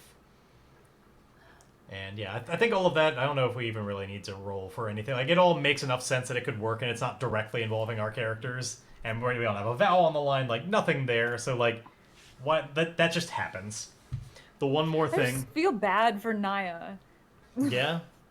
Because he sacrificed his body only to discover that Flint only has a month in it. And less. We gotta do something about that. We do, which is leading to the next point. We need to swear a vow about that. I think this would be another one that we would more or less share together as a mutual importance of, we indeed need to do something about this to make sure that doesn't happen. We didn't go through all this work to just give it all right back to death. So let's think about how to phrase this vow. I think it should be something along the lines of like that. We will find a way to fully break this contract with death, like meaning so that I don't die when this is all done. I will not do death's work. But I will find a way to not. I will find a way to break this deal with death. So let's add that in. Now, setting a rank of this, I think this is definitely not going to be something easy to do. So it's not troublesome. I think dangerous as well is too easy for what this represents. So I'd say at least formidable. I hesitate to put too much beyond that, just because, like, realistically, in terms of getting it done within a span of weeks, like, there's no way we're going to do an epic vow in that time. And even extreme, like, we're barely making progress on those. So, like, I feel like formidable or extreme is, like, the right place to put this. It's storming out. Oh, yeah? Yeah. Thunder. Actually, I guess I should probably lean into this and say, even though it'll be really hard to do in time, should probably lean into it and call it extreme, because what we need to remember is, like, it's not like we need to fill in the entire track before fulfilling a vow. I think it'll just mean that, like, it's probably going to be more complicated when like, finishing it, we're not going to fill in that whole thing. Like, time's going to run out, and we're just going to need to fulfill it, like, however it stands, and see what happens. Because I think, to be fair to the fiction, like, breaking a deal with basically a god, that should be really fucking hard to pull off. So let's set that as extreme. I don't want to go too easy on that. With the idea in mind being that no matter what, unless something just goes really wrong along the way, I don't think it's going to be that we just utterly fail and, like, just die. Hopefully. It doesn't seem like we would be able to break a vow with death unless we just trade it out for another debt to be owed. Yeah. When who knows? Maybe that'll be part of how we make progress on this vow, is finding another thing to like substitute and be like, I won't do that deal, but I know that's not the only thing you want. Like, this progress might be more about like a continual communication with death to like substitute something else, and somehow like get, I don't know how, but somehow get leverage on death to like make them change their mind. I don't know what all this is going to be. And it's like, death, come on, yeah, be reasonable. Death, There's so many people that need to die. I'm your white knight. Yeah, exactly. So let's swear that vow. Surely there are others. Let's swear that vow. And so yeah, it's gonna be extreme rank. Then we roll plus heart. Now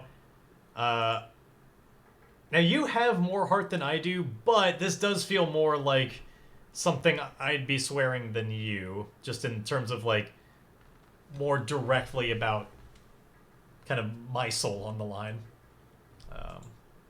Unless you see this more as like Flint is really shaken in that moment and can't do anything, but it's like a comforting thing. It's like, no, Flint, I swear I will make this right. Like unless it's that sort of thing, I imagine it's Flint swearing this vow. So let me write it down.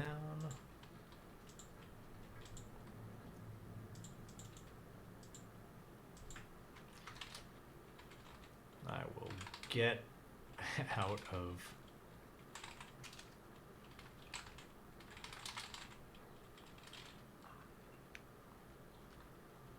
rather like, since because of the way we're talking about of like substituting what we're doing, like I will find a way to appease death without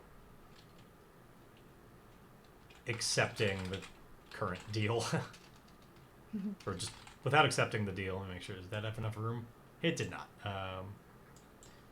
I'll find a way to appease death with a new deal. There. Good enough. That at least we know what that means. We don't have to have all the details there. And let me put the marker in the right spot. So I'm going to swear an extreme vow.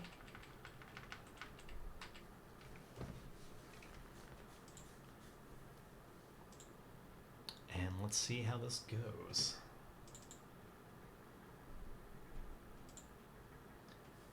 All right, swearing an iron vow with heart.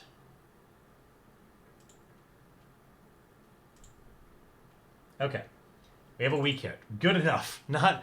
It's at least something going on here. You don't just like full on miss again or anything like that. So on a weak hit, you're determined to begin your quest with more questions than answers. That feels so. Yes, of course. Like, we have no idea how we're going to do this. Take +1 momentum and envision what you do to find a path forward.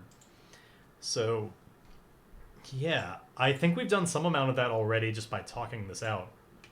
But I think the path forward is indeed, like, between the two of us realizing, like, you're not just going to be able to not do it.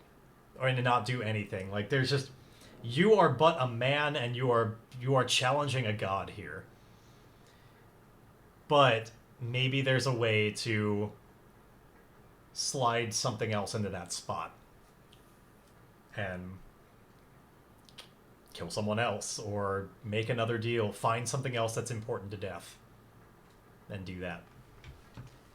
Oh my god, you know what just occurred to me? What's that? There's the entire cult that utterly worships death. They, Oh shit, that's right. They feel like if there's an angle to somehow appease death, they might be related in that. And at the very least, they would know the things that death wants. True.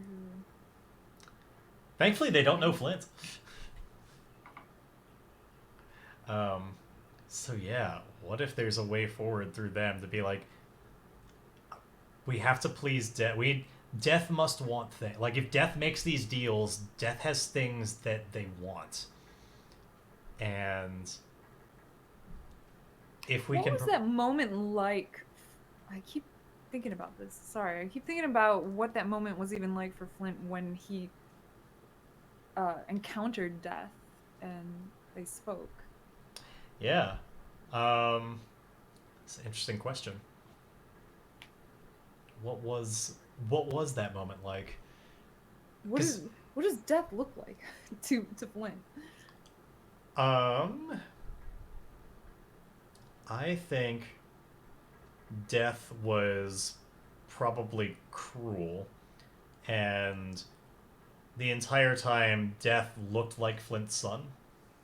Um, Oh, as a way to kind of like not the play, son. yeah, like as a way to play mind games and stuff, and like really make him vulnerable. I think Flint understood this was not literally his son, but the whole time he was just hearing it in his son's voice and seeing it that way. My son, who I think we've gone this many sessions and I still don't have a name for him. Um, but you know, my son, he's so important to me that I have an extreme vow about him, but I don't know his name. He is just my son. He's just my son. That's his name. Yeah, actually, Myson. Myson. Hey, there you go. Yeah. But I think he looked like my son the entire time, and yeah, that is. I don't think it was a offer so much as like this is what's happening. Like you are. It was more like an explanation. Like Flint was just being told you're going back into the world. Like I think there's like during the ritual everything. Like, Flint was more or less aware of the outside world always when he was inside the bottle, but it's midway during the ritual, I imagine that awareness of the world just winked out, and he was aware of this other place where it was just all,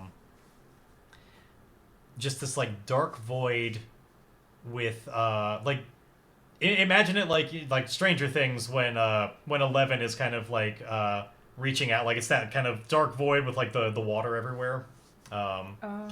It's probably something like that, and in the same way where you've got like any other person there is just like somehow completely lit.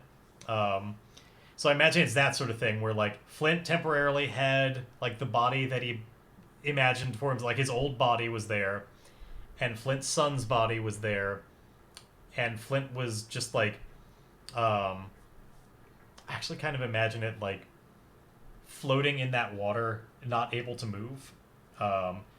Just like floating on the surface of this water, and like his son was walking along the surface of it with no problem, like towering over him, just like speaking to him and telling him what's going to happen, and like this is what you must do to bring you back. And when it was all done, he like put his foot on Flint's face and like pushed him down under the water, and that's when he woke up in the new body. It was like it's like submerged in the water, and he's back in the world. So, I think that's probably what. Yeah, exactly. Okay. It was all part of the ritual. So no wonder why he's all shaken. Yeah, this was part of like your ritual allowed this like meeting. It was kind of a thing where like the ritual forces death to do this, but like death has terms. You can't. There are strings attached, but you are making it so that death has to make a deal. Yeah, Death probably heard this chanting going on. He's like, oh, yeah, someone wants to challenge my authority. Exactly. Here I come. And so, like, you make it clear through the ritual who the target is, and so, like, yeah, Flint got kind of winked out, saw this whole thing, and then when the ritual was completed, is back. But yeah, it like just happened. So. Rough start. A little bit. But Flint, let's try to stay positive, and there's always hope. If there's one thing I've learned. The very fact that I'm here now shows me that you're right about that. I know that you've taught me I can believe in you, and maybe that's enough. Together, I think we will find a way. And like this is probably the moment where he swears it on iron, like, and I swear on this iron. Like, I think since otherwise doesn't have any equipment or anything, is like touches your blade as he's talking about how you've taught him like he can believe in you. Like puts his hand on the side of your blade and says, and for that reason I swear by your iron that together we will find a way out of this. But the road ahead is very challenging.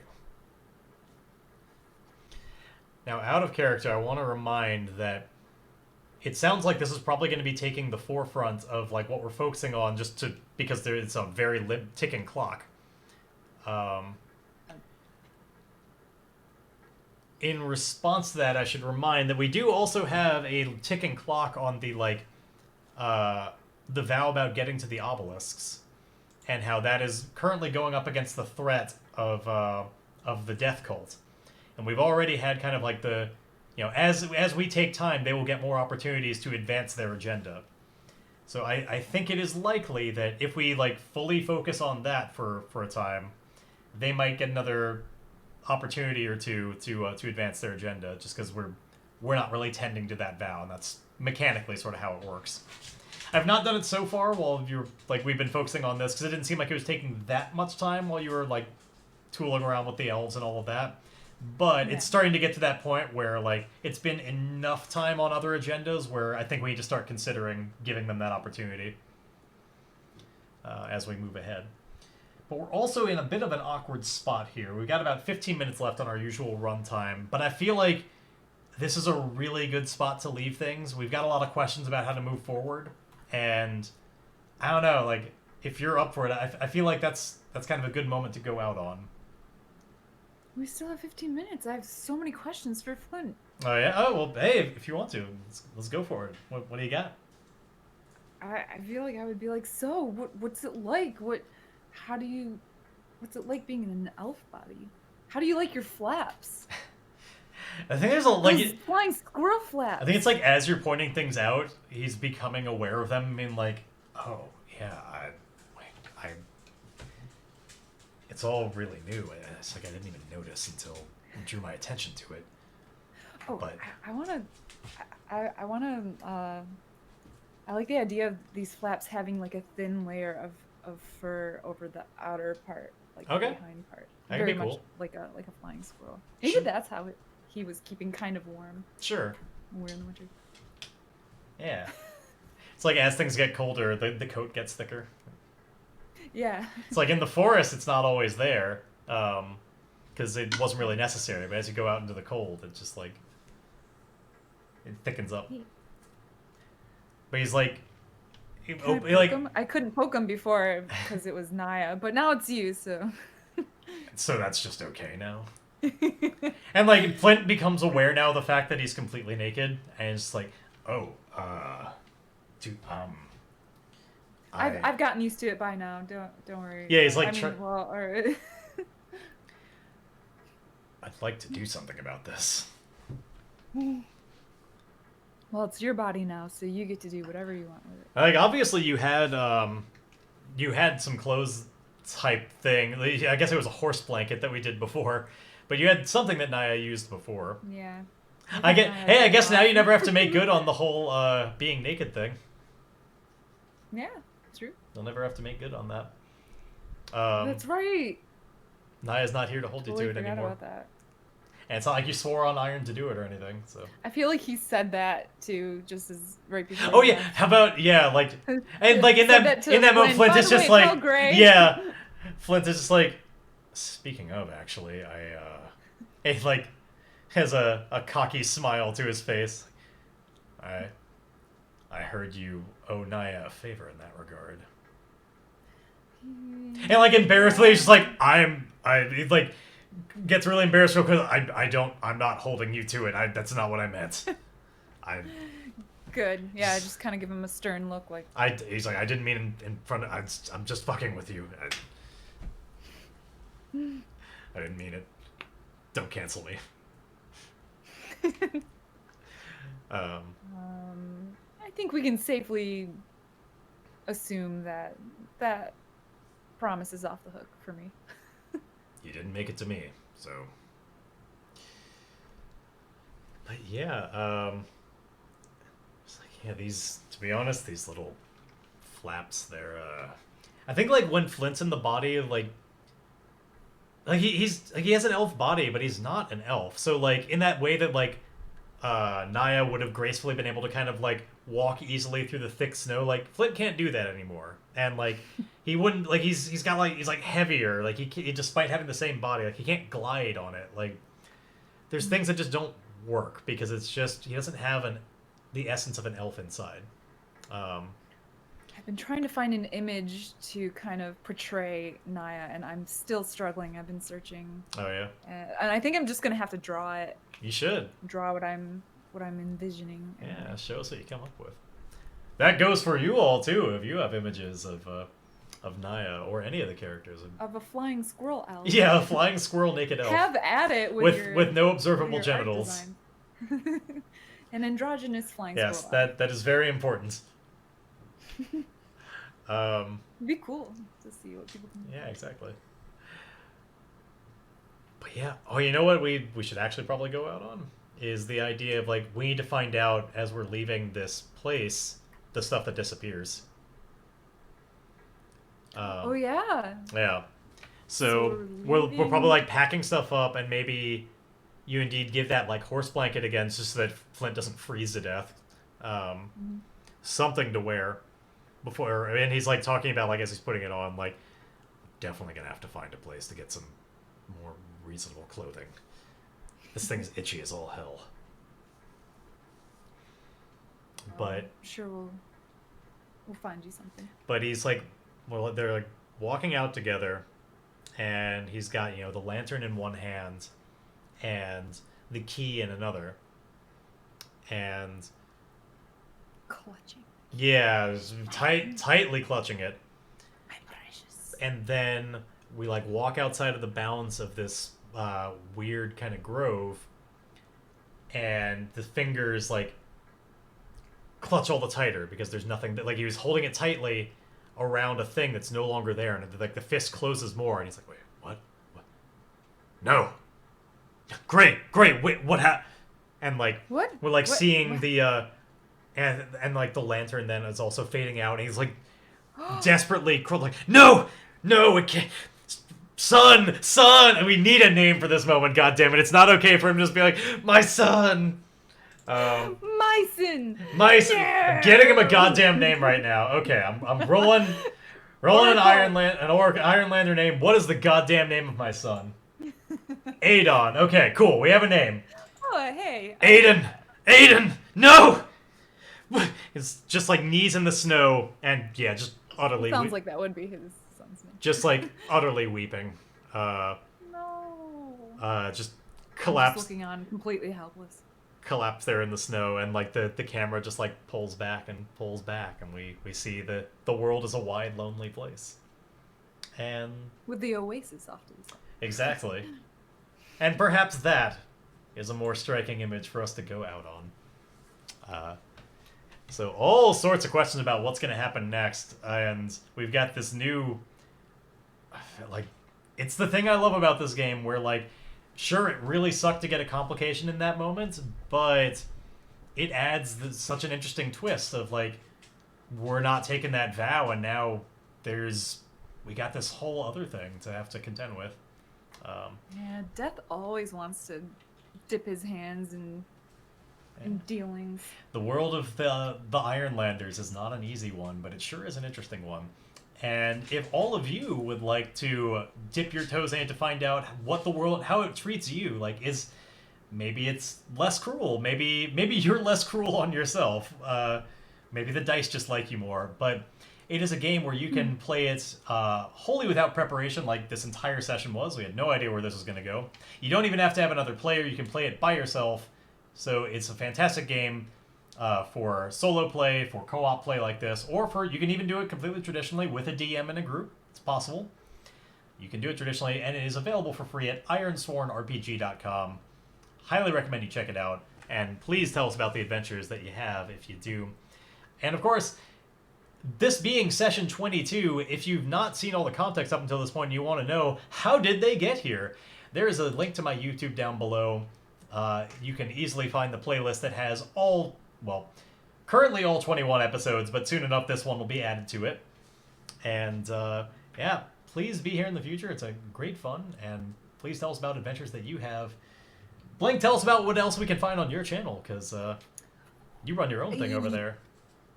I do, and if you come over and check out my channel, you can find singing and piano playing and lullaby, tinkly music, and ukulele sometimes as well. Damn right. All kinds of good stuff. Highly recommend you go over and give her a follow, and then check out her stream. You'll definitely not, you will not regret being over there. I've actually got some kind of interesting news for. On my front, I'm actually going to be in a different RPG stream this week. I've got this Saturday, beginning at noon Pacific time, so 2 p.m. Central, 3 p.m. Eastern. I'm going to be joining in with Dice Priori. They are doing a one-shot. It is a game that is based on the Swords Fall system. It is kind of a supplement to it that is all about this, like, rap battle event where, like, everybody gets together. It's all about winning a rap battle. That's gonna be fun. Yeah, I'm not all that familiar with it. I'm just reading up on it now. It's a mini system. Like, it's definitely meant for just kind of like a one shot. But yeah, I will be joining in with them on this Saturday. The date is, let's see, Saturday the 6th. Again, that'll be noon Central Time. Oh, sorry, noon Pacific Time, 2 p.m. Central, 3 p.m. Eastern. It should be going for, I think it's a 2-hour game? I'm not 100% certain on that, but that's when it starts. Love to see you there for some support and just, like, see how the rap battle goes. It should be a lot of fun. I'm hoping to enjoy my time with them. But otherwise, the main stream around here is on Sunday, 5 to 9 p.m. Pacific Time, right here on this channel, twitch.tv/MidnightJester8. You can see 4 hours of cello requests and all sorts of other wackiness. And hope to see you then. Otherwise, I'm going to continue to have myself a day, and I hope that you do the same thing. Thank you for joining us, and please be here next week. We do this usually on Tuesdays. Even we've had a bunch of Wednesdays in a row for different reasons, but usually Tuesdays, yeah. Supposed to be. Basically all my fault, but generally Tuesdays starting at 3 p.m. Pacific Time, 3 to 5. We got a 2-hour game going here. I hope to see you in the future. But see y'all around. Bye.